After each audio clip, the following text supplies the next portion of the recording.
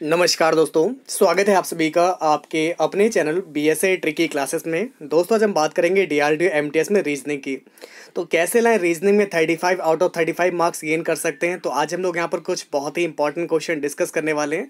जो क्वेश्चंस का लेवल है आपके एग्जाम पेपर का, उसी लेवल के अकॉर्डिंग मैं आप लोग को पूरा पेपर प्रोवाइड कराने वाला हूँ। ये आप लोग का एक फुल प्रैक्टिस पेपर है रीजनिंग के। दोस्तों किस तरीके से क्वेश्चंस आपको अपनी परीक्षाओं में देखने को मिलेंगे, तो तमाम हम लोग ऐसे क्वेश्चंस आज डिस्कस करेंगे। और आज हम लोग सीखेंगे कि कैसे कम से कम टाइम में रीजनिंग को आपको सॉल्व करना है। तो मैं हर क्वेश्चन के लिए आपको 20 सेकंड का टाइम दूंगा और विद इन 20 सेकंड में आप लोगों को सारे क्वेश्चंस को सॉल्व करना पड़ेगा। तो चलिए दोस्तों शुरू करते हैं आज की अपनी इस क्लास को। अगर ये क्लास आपके लिए इंपॉर्टेंट और हेल्पफुल हो तो अपने फ्रेंड के साथ भी शेयर कीजिएगा और उनसे चेक कीजिएगा कि आज जो मैं क्वेश्चन डिस्कस करने वाला हूँ 25 में से आप लोगों का कितना स्कोर है, कितने क्वेश्चन आप लोग सही कर पाते हैं। तो चलिए शुरू करते हैं आज की अपनी इस क्लास को। तो आइए सबसे पहला क्वेश्चन ये रहा आप सभी के सामने। आपके पास 20 सेकंड का टाइम होगा और आपका समय शुरू होता है अब। दिए गए विकल्पों में से संबंधित शब्द को चुनिए। घोड़ा, घोड़ा का हो जाएगा बछेड़ा। हंस का क्या होगा?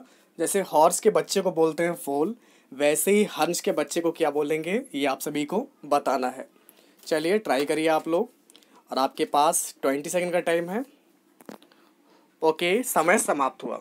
घोड़े के बच्चे को फोल कहते हैं, वैसे हंस के बच्चे को हंस शावक कहते हैं। तो आपका राइट आंसर हो जाएगा सी वाला। ठीक है, तो अगर आपका आंसर यहाँ से सी आए तो आपका आंसर बिल्कुल राइट है। चलिए अगला क्वेश्चन ट्राई करिए। आपके पास 20 सेकंड का टाइम होगा अगला स्टेप बताने के लिए। दिए गए विकल्पों में से संबंधित अक्षरों को चुनिए और आपका समय शुरू होता है अब। विद इन 20 सेकंड में आपको आंसर बताना है।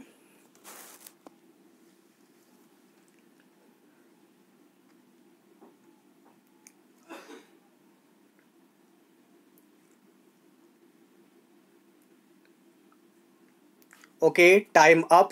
आइए आपको बताते हैं इसमें क्या लॉजिक या मेथड फॉलो हो रहा है। ए से दोस्तों मैं यहाँ पर ए से मेरा एम आ रहा है 12 स्टेप के बाद।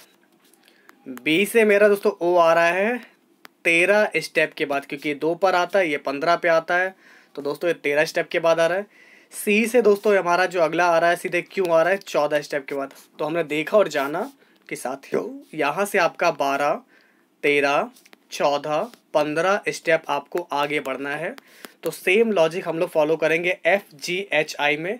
एफ से 12 स्टेप आगे जाएंगे तो हमारा आर आ जाएगा।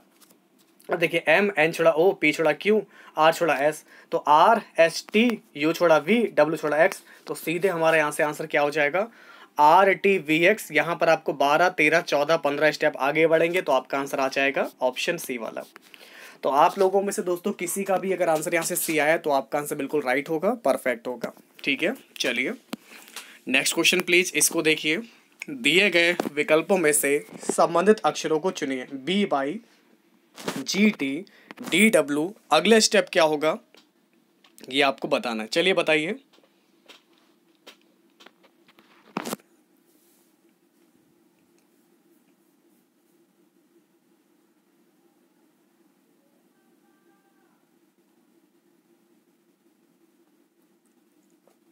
Okay, time up. देखिए बी से आपका आ रहा है जी। आपने देखा दोस्तों 5 स्टेप के आता है, बी के बाद जी आता है एफ। ठीक है दोस्तों, CDEFG 5 स्टेप आगे आपका जी आ गया। बाई से आपका टी आ रहा है, माइनस का 5 स्टेप के बाद टी आ गया। ऐसे डी से आपका 5 स्टेप आगे बढ़ेंगे तो क्या आ जाएगा, डी के बाद EFGHI आएगा।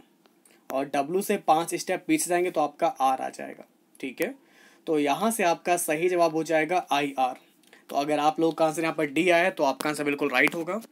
चलिए अगला क्वेश्चन आपके सामने है और आपका समय शुरू होता है अब। 12 से 18 है। 80 से क्या आएगा, चलिए ट्राई करिए।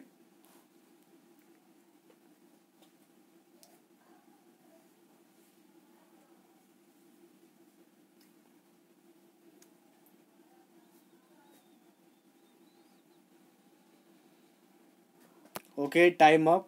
आइए दोस्तों आपको बताते हैं। मैंने दोस्तों क्या किया, 12 है, 12 का आधा होता है 6 और 12 और 6 हमारा 18 हो गया।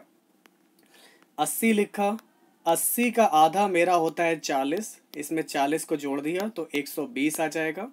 तो आप लोगों में से तमाम जितने भी हमारे स्टूडेंट हैं जिनका आंसर 120 आया है उनका बिल्कुल राइट होगा।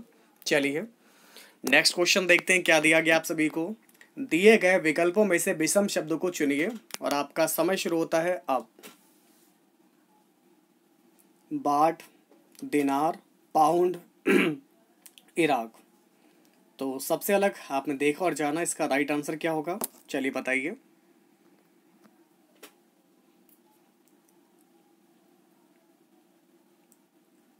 Okay, time up. इसका राइट आंसर इराक होगा। क्यों? क्योंकि इराक को छोड़कर अन्य सभी विभिन्न देशों के मुद्राओं के नाम है, जबकि इराक एक देश है, इसलिए आपका राइट आंसर होगा ऑप्शन डी। चलिए नेक्स्ट क्वेश्चन प्लीज, इसको बताइए। आपका समय शुरू होता है अब। दिए गए विकल्पों में से विषम अक्षर को चुनिए। ए, यू, ई और जी। सबसे अलग क्या होगा ये आप सभी को बताना है, ठीक है। चलिए ट्राई करिए, इसका राइट आंसर आपका क्या होगा। ओके, वेरी गुड दोस्तों, टाइम अप। यहाँ से आपका राइट आंसर जी हो जाएगा। क्यों? क्योंकि बाकी सारे आपके वॉवेल्स हैं, जी आपका दोस्तों कॉन्सोनेंट है, इसलिए सबसे अलग ये होगा। बाकी सारे आपके स्वर हैं और ये आपका जो है व्यंजन है। नेक्स्ट क्वेश्चन देखिए आपको क्या दिया गया। दिए गए विकल्पों में से विषम संख्या को चुनिए, तो इसका सही जवाब क्या होगा। तो दोस्तों आप सभी को यहाँ पर बताना है कि दिए गए विकल्पों में से विषम संख्या को चुनिए और आपका समय शुरू होता है अब, और आपके पास केवल 20 सेकंड होंगे इसका जवाब देने के लिए। आपके ऑप्शन है 746, 692, 581 और 737। चलिए ट्राई करिए, क्या होगा इसका राइट आंसर। Very good. तो कुछ लोग के आंसर यहाँ पर आ भी चुके हैं। चलिए आपको बताते हैं सही जवाब क्या होगा। समय समाप्त हुआ। 7वें क्वेश्चन का राइट आंसर होगा 581। क्यों? देखिए 7 4 11, 11 और 6 जोड़ा 17 आ गया। 9 2 11, 11 और 6 17, 7 3 10, 7 17, लेकिन 5 8 5 13 और एक 14 हो रहा है। तो देखिए बाकी सभी हमने प्लेस वैल्यू को ऐड किया, 17 आ गया, बट यहाँ पर हमारा 14 आ रहा है, इसलिए इसका सही जवाब होगा option C. Next question please, इसको ट्राई करिए। आपका समय शुरू होता है अब। दिए गए विकल्पों में से विषम संख्या को चुनिए, ठीक है। चलिए बताइए।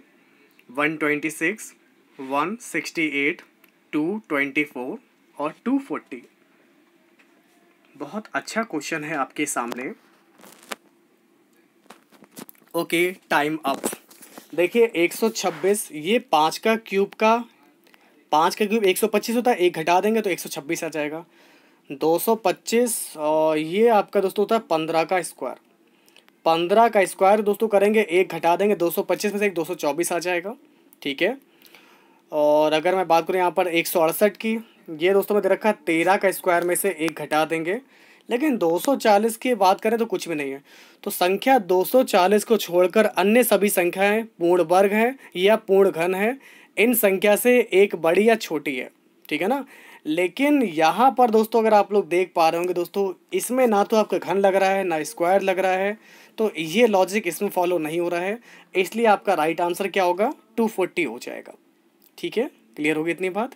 चलिए अगला क्वेश्चन देखते हैं आपको क्या दिया गया, इसको बताइए। एक आपको अनुक्रम दिया गया है जिसमें से एक पद आपका लुप्त है। दिए गए विकल्पों में से वह सही विकल्प चुनिए जो इस अनुक्रम को पूरा करे। बी, सी, एफ, ई, जे, जी, एन, आई। पता है इसमें लॉजिक क्या फॉलो हो रहा है। बी से हमारा एफ आ गया, 4 स्टेप के बाद C, D, E, F, G, H, I, J, K, L, M, N, O, P, Q, R. तो यहाँ से पहले आपका आर आ जाएगा। सी, डी, ई, इसमें आपका 2 स्टेप आगे बढ़ा दोस्तों, सी, डी, ई, एफ, जी, ठीक है ना, एच, आई, जे, के, तुम्हारे यहाँ से आर के आ जाएगा। अगर आपका भी आंसर यहाँ से ऑप्शन सी आर के आ रहा है तो आपका आंसर बिल्कुल राइट होगा, परफेक्ट होगा। अगला क्वेश्चन देखिए क्या दिया गया आप सभी को। आपका समय शुरू होता है अब। एक अनुक्रम दिया गया है जिसमें से एक पद लुप्त है। दिए गए विकल्पों में से वह सही विकल्प चुनिए जो इस अनुक्रम को पूरा करे। E L P, H N S, K P V. अगला स्टेप क्या होगा, चलिए ट्राई करिए।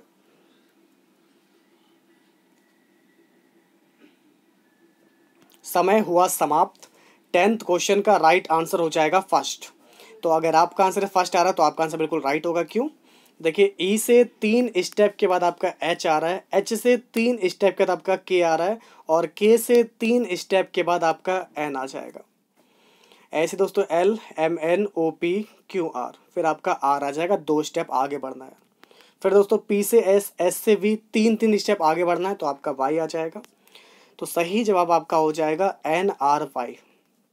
ओके, अगला क्वेश्चन देखिए आप सभी के सामने है और आपका समय शुरू होता है अब। एक अनुक्रम दिया गया है जिसमें से एक पद लुप्त है, दिए गए विकल्पों में से वह सही विकल्प चुनिए जो इस अनुक्रम को पूरा करे। चलिए ट्राई करिए सभी लोग। 2, 3, 5, 9, 17। अगला स्टेप क्या होगा? Try now. ओके, समय हुआ समाप्त। आइए आपको बताते हैं। 2 और 1 3, 3 2 5, 5 4 9, 9 और 8 17। तो देखा आप लोगों ने, यहाँ पर देखिए क्या चल रहा है आपका। 1 दूनी 2, 2 दूनी 4, 4 दूनी 8, तो 8 दूनी 16 हो जाएगा। तो 17 में अगर 16 को जोड़ देंगे तो 33 आ जाएगा। ओके ना दोस्तों, तो 1 2 4 8, अगली बार 16 आएगा तो 16 ऐड करने पे राइट आंसर क्या हो जाएगा? 33 आ जाएगा। क्लियर हो गई इतनी बात? Okay, next question try now. अगला क्वेश्चन है बहुत ही ज़्यादा इंपॉर्टेंट एंड इंटरेस्टिंग। ऐसे क्वेश्चन जब पेपर में आपको देखने को मिलते हैं, अक्सर हमारे जितने भी स्टूडेंट हैं वो कंफ्यूज हो जाते हैं। लेकिन आपको कंफ्यूज नहीं होना है। जो आपको कथन दिया गया है उसी को आपको आधार मानकर निष्कर्ष को देखना है कि वो निष्कर्ष आपका सही होगा या गलत होगा। आइए इस विषय में आज मैं आपको बताता हूँ। इसमें मैं आपको समय नहीं दूंगा क्योंकि मैं आपको समझाने वाला हूँ। उसमें कथन आपको दिया गया है जैसे कि हम फिर से अपने पूर्वजों की ओर लौट रहे हैं और योग तथा प्राणायाम को महत्व को समझ रहे हैं। मतलब यहाँ पर पहले पॉइंट में आपको कथन में स्टेटमेंट में आपको दिया गया, we are going back again to our ancestors and finding out the importance of yoga and pranayama. ठीक है। और सेकंड पॉइंट आपको दिया गया, peoples in west have already opted it, it doesn't required any external equipment but only bodies and soul. Second point में आपको दिया गया कि पश्चिम के लोगों ने इसे पहले से ही अपना रखा है, इसके लिए किसी बाहरी उपकरण की जरूरत नहीं होती है, केवल आत्मा और शरीर चाहिए। अब पहला निष्कर्ष पढ़ते हैं। प्राचीन विज्ञान कई इलाजों का खजाना और विभिन्न स्रोतों का प्राकृतिक उपचार है। बिल्कुल, प्राचीन विज्ञान जो है कई इलाजों का खजाना और विभिन्न रोगों का प्राकृतिक उपचार है।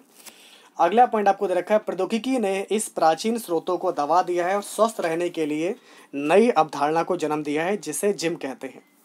देखिए, हम लोगों ने स्टेटमेंट को पढ़ा, इसमें ये तो आपको बताया गया है कि प्राणायाम और योग के महत्व के बारे में, क्योंकि योग और प्राणायाम से दोस्तों क्या है, बहुत सारी बीमारियां दूर होती हैं जैसे कि आप लोग जानते हैं। हम लोग फिर से पूर्वजों की ओर लौट रहे हैं, इसके महत्व को समझ रहे हैं। तो कहीं ना कहीं इस बात का मतलब ये निकलता है कि जो प्राचीन विज्ञान है उसमें कई इलाजों का खजाना और विभिन्न रोगों का प्राकृतिक उपचार है। ठीक है ना?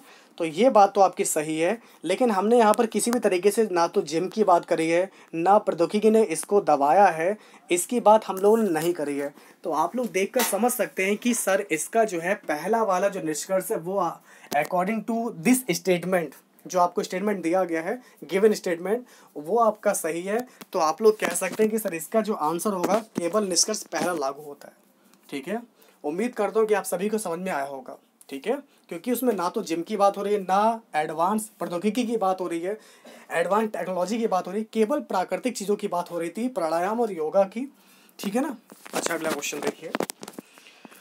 आपका समय शुरू होता है अब। आपको एक अनुक्रम दिया गया जिसमें एक पद लुप्त है, दिए गए विकल्पों में से वह सही विकल्प चुनिए जो उस अनुक्रम को पूरा करे।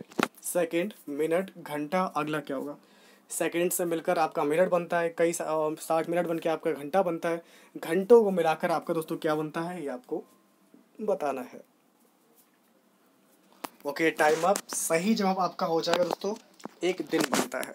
ठीक है, तो 13 क्वेश्चन का दोस्तों यहाँ से आपका सही जवाब दोस्तों क्या हो जाएगा, सॉरी, तो दोस्तों यहाँ से आप लोग का 13 क्वेश्चन का जो राइट आंसर होगा क्या हो जाएगा, दिन हो जाएगा। जैसे कि 60 सेकंड मिलकर 1 मिनट बन गया, फिर 60 मिनट बनकर आपका 1 घंटा बनेगा, 24 घंटे मिलकर आपका 1 दिन बन जाएगा। तो आपका सही जवाब हो जाएगा फर्स्ट वाला। अगला क्वेश्चन बहुत इंपॉर्टेंट आपके सामने है, पहले पढ़ेंगे क्वेश्चन फिर आपको दूंगा 20 सेकंड। अमित, भुवन, चेतन, दिलीप, ललित और फ़हीम, ये 6 लोग हैं जो पश्चिम की तरफ मुंह करके कतार में बैठे हुए हैं। चेतन जो है अमित और ललित के बीच में बैठा हुआ है। भुवन ललित के ठीक बाएं में किंतु दिलीप के ठीक दाएं में है। चेतन ललित के ठीक दाएं में बैठा हुआ है। फ़हीम बाएं छोर के अंत पर है। तो निम्नलिखित में से कौन सा जोड़ा दिलीप के बगल में बैठा हुआ है? और आपका समय शुरू होता है अब। चलिए इसको लगाइए, ट्राई करिए। वेरी इंपॉर्टेंट क्वेश्चन आपके सामने।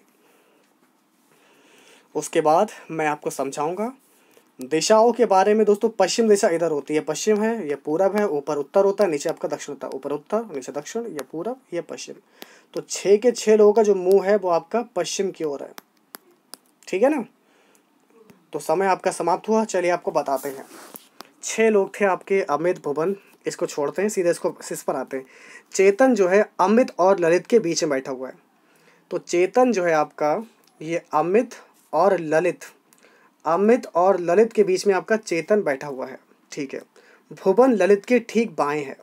तो ललित के लेफ्ट साइड में दोस्तों कौन है आपका? भुवन है, किंतु दिलीप के दाएं में है। लेकिन दोस्तों जो आपका दे रखा ना यहाँ पर, भुवन ललित के तो बाएं में लेकिन दिलीप के दाएं में, तो दिलीप के राइट साइड में हो गया, ठीक है। चेतन जो है ललित के ठीक दाएं में बैठा हुआ है। तो दोस्तों यहाँ तो आपकी बात सही हो गई। अब आगे देखिए दोस्तों आपको क्या दिया गया है, दोस्तों इसको समझिए। फ़हीम जो है बाएं छोर के अंत पे है। बाएं छोर के अंत पे आपका दोस्तों ये आपका राइट साइड है, ये आपका लेफ्ट है। तो सबसे लास्ट में आपका फ़हीम बैठा हुआ है। निम्न में से कौन सा जोड़ा दिलीप के पास होगा? ये आपका दिलीप है, दिलीप के पास बी और आपका एफ बैठा हुआ है। B for Bhuvan, F for Fahim. तो आपका राइट आंसर यहाँ से बी वाला हो जाएगा कि दिलीप के बगल में बैठे हैं आप लोग के भुवन और फ़हीम बैठे हुए। तो आपका सही जवाब क्या हो जाएगा? बी वाला हो जाएगा, ठीक है। ओके, अगला क्वेश्चन देखिए क्या दिया गया है। निम्नलिखित प्रश्न में लुप्त अंकों को ज्ञात करिए। मिसिंग नंबर आपको बताना है और आपका समय शुरू होता है अब। ये आप सभी को बताना है इसका सही जवाब क्या होगा। चलिए 20 सेकेंड है, विद इन 20 सेकेंड में आपको इसका राइट आंसर बताना है। आइए देखते हैं आप लोगों में से सबसे पहले कौन बताएगा।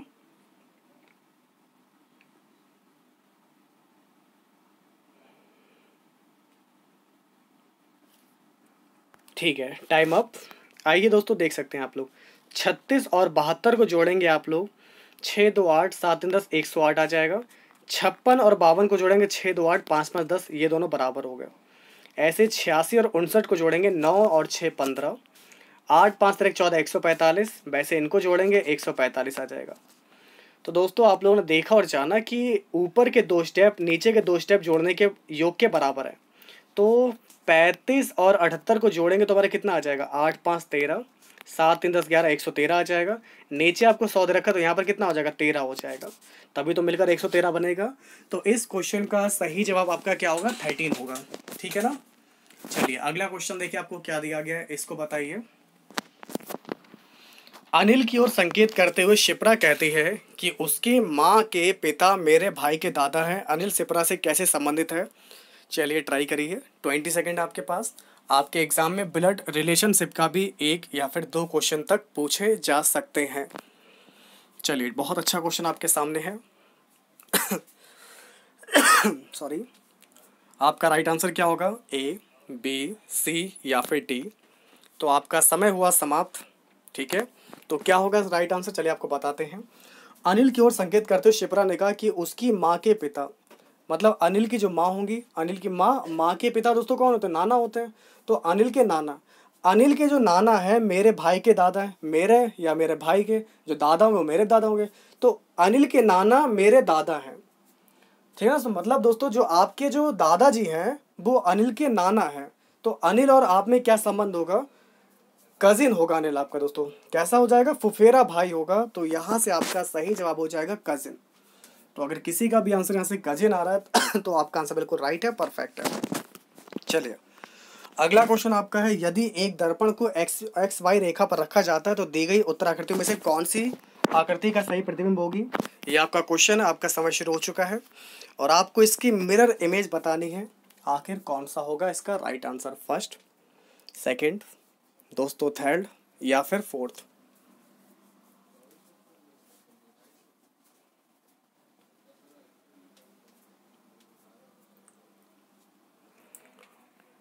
ओके, टाइम अप हुआ दोस्तों आप सभी का। इसका सही जवाब आपका फर्स्ट वाला। क्यों? ट्रायंगल आपका पहले यहाँ पर आ जाएगा, ये आपको सर्किल पीछे देगा तो पीछे आएगा, तो यहीं पर केवल ट्रायंगल पहले सर्किल बाद में है, बाकी सभी में गलत दे रखा है।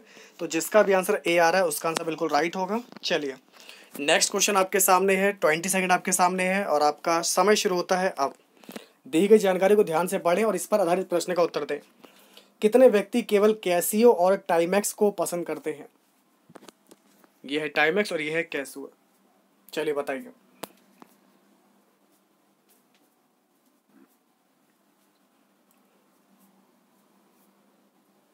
ओके, समय समाप्त हुआ। इसका राइट आंसर हो जाएगा 200। क्यों होगा 200? क्योंकि केवल कैसी और टाइमेक्स की बात हो रही है, हम लोग को टॉमी हिलफिगर के बारे में नहीं बताया गया, तो इसको हटा दिया हमने। तो इन दोनों में कॉमन दोस्तों नंबर क्या आ रहा है? 200 आ रहा है। 200 एक ऐसा एकमात्र नंबर है जो केवल कैसी और टाइमेक्स को पसंद करते हैं, तो आपका राइट आंसर 200 आ जाएगा। अगला क्वेश्चन आपके सामने है paper folding and paper cutting से। पेपर लिया, इसको फोल्ड किया, फिर फोल्ड किया, फोल्ड करने के बाद इसमें एक छोटा सा कट मारा। ये कट मेरा कुछ इस तरीके से आपको दिया गया यहाँ पर। जब इस पेपर को ओपन करेंगे तो कैसा आकृति दिखाई देगी ये आपको बताना है। चलिए बताइए, 20 सेकेंड आपके पास।